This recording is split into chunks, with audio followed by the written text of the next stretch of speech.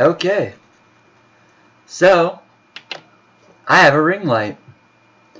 Now, I didn't expect to use it so soon. I was actually hoping to get a new camera and do things from this, but this works. I am coming to you today because people are spreading misinformation about Halo Infinite. So what am I talking about? Let's switch the scene here. I've never tried doing this live before, but if we'll go here, I think this should still be recording. It definitely is. Why Halo Infinite ditched the old shotgun. This is false. This is completely and utterly false. So, as they say in this article from GameSpot, shame on you, whoever the fuck wrote this article, one of the more controversial elements of Halo Infinite is the new rapid-fire Bulldog shotgun. It replaces the shotgun. Replaces. Now, I've read this. This came out what today? Yesterday? It came out 2 days ago. So the update came out the last Tuesday of this month. I don't know if that was on the 30th or not. But they clearly are just blatantly lying here. Or they never read the article, or they're just, it's just not even, I can't even consider it bad paraphrasing. But let's go on. They actually did say a viable option for their playstyle. That's something they said, but they're taking it out of context here, and it's just terrible. So yada yada yada. So players didn't choose the shotgun very often. That's not something 343 said, and I will show you what they said here in a second. I got my tabs here ready to go. Yeah. So that's what they had to say about this. There's a little bit more down here, but this is not true. Okay. Next article by Comic Book. I don't really actually read articles from these people normally, but when I saw these obvious clickbait titles, I had to click on them. So when Halo was later this year, blah blah blah blah blah. We're missing one of the series' most iconic guns, and it's because no one actually uses it in multiplayer. Guys, this is just them literally blatantly just like lying about, or they just don't read the article. I don't know why they thought it was okay to release these articles, man. Like they didn't say that. So then the middle in place of the old games classic. Like, they're just claiming this. Now, icing on the cake, the main reason, which really got me my brakes pumping, is, wait, which one had all the comments on it? One of these, was it GameSpot that had all the comments? It was, why can't I not see the, view comments. Okay, so if you look at these comments, look at these comments. Like, these people have no clue, and if you're one of these people, I feel so sorry for you. For being misled by this article. But people were like, they're just like, what? Why would they do that? So this is obviously generating misinformation. Let's look what they actually said. Here's what they actually said about the Bulldog. There it is right there. You can see in the screenshot. So they asked them about changing gears with the addition of the Bulldog. Look at this. Exciting new shotgun weapon. And and they go to describe it. Nowhere in here do they say that they're gonna replace it. In fact, they say it's a non-power weapon shotgun, people. Non-power weapon shotgun. That doesn't mean that their shotgun is the power weapon shotgun isn't gonna still be in the game. They just wanted to give you more of a loadout weapon. They wanted to play people like when you have zombies. Or you just want to give people, it's just an option. It's just a better option. So it's just like, you want to give people a shotgun, but you don't want them running around one-tapping people. For example, in Breakout, this would be a good shotgun if it was in Halo 5. You could give it to people in a match of Breakout, and Breakout wouldn't turn into the whole, oh, I'm going to wait for you to get close and then one-pump you to the face. Because that's what the power weapon shotgun does. I'm assuming this shotgun will not be able to do that, but it will still do that. Be able to chunk people up close.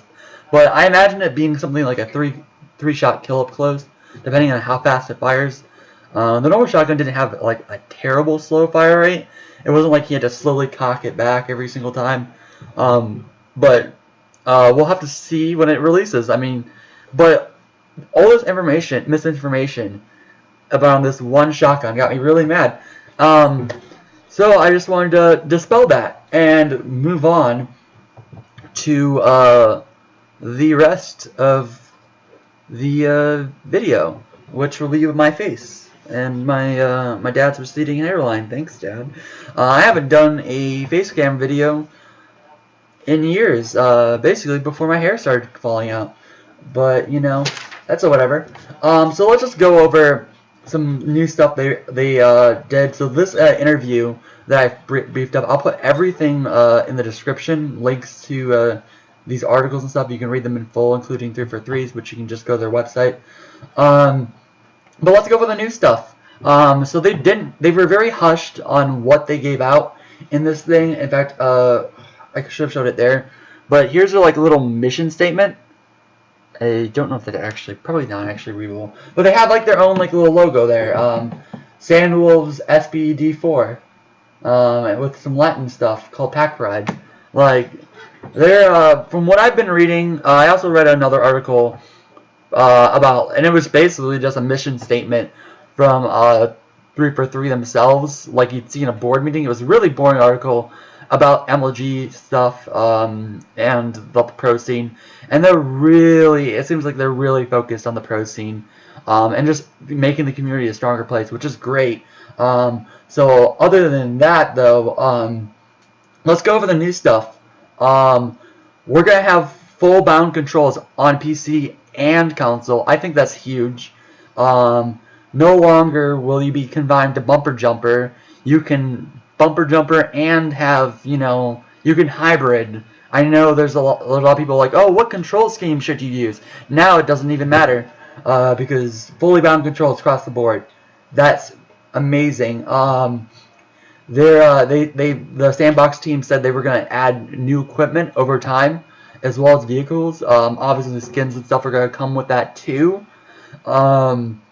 which is nice. It's going to be nice to see like them introduce new things. I don't think this will be like Infinite so much. I don't think it's going to be like a different skinned Warthog, and that's your new vehicle. I think they're going to be bigger updates. They've already talked about how they're testing things. My guess is they're just making sure. Some of these things, it just sounds like that they're already. They mentioned something about testing something in the article. Once again, they wouldn't give specifics, but they said that it takes a while for them to make sure it's at 100%, ready to ship. And that's another thing they seem to like constantly go back to. They're trying to make this the best game possible, and they're taking everything into consideration. It would seem. Not guaranteed this game. I don't think this game is going to flop at all with what I'm seeing from the development team, at least in these interviews. But that being said, it might not hit right with certain people, but I feel like this is going to be a great Halo game, just from what I'm seeing so far from these interviews, which will drop at the last Tuesday of every month, I believe they said. But let's go on. They're bringing back a returning vehicle. They described it as an old vehicle with a new set of paint. So I feel like it's going to operate a little bit differently. This could be one of the flying vehicles from one of the old Halo games. It definitely sounds like it came in during one Halo game and then was never seen again. So probably not the Revenant, which is that 2-player Covenant vehicle. It's most likely going to be a flying vehicle, like the Hornet or the what's that 3-person vehicle in Reach? I can't remember it, but it's probably gonna be one of those. And it probably will operate differently. Maybe it won't have machine gun turrets on it or something.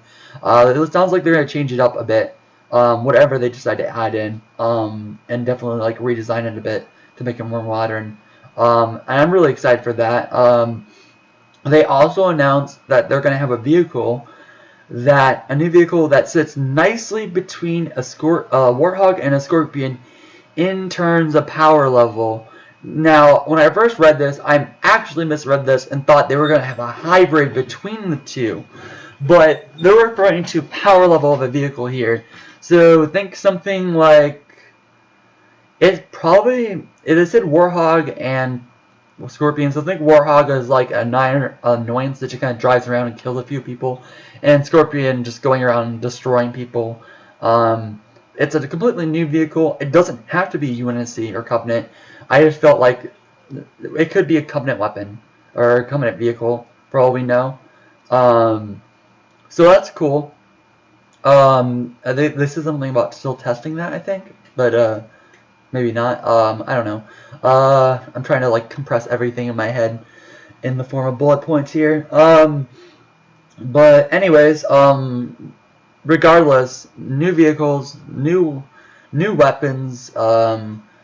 It's sounding pretty good here. Like once again, they didn't give too much new info. This is a lot of them just talking about their mission statements and stuff on this Sandbox article and just kind of like teasing. It's a lot of teasing. So hopefully we'll get stuff. One thing it is worth mentioning, they didn't mention it except briefly, but the hydro launcher is coming back, and you can see a picture of it there, and it looks sick. The nozzle isn't as wide, seems to narrow. Whether or not that'll function the same way, I don't know. They didn't talk about it, but that's cool. They also brought up damage types and hard light, but they didn't say that the new damage type would be hard light. But we might have kinetic damage, which is like bullets, plasma damage, which, Covenant weapons. And then we might have Promethean weapons back doing hard light damage, which might function differently from kinetic and plasma. I don't think it's ever functioned or had a different function from it. But they said they were going to have explosive barrels with these damage types in them as well. So fusion core coils for kinetic damage, basically generic explosion, plasma explosions. We've seen those in the past. Although they might end up getting new damage modifiers. I imagine these damage types will affect shields, health, and then also vehicle damage differently. But there's no way to really tell. They were also very tight-lipped about this. But they did like skirt around the issue a lot. And I think the most interesting thing they said in this entire article is that the equipment they're having. So we only know of the drop wall and the the drop wall and the grapple shot.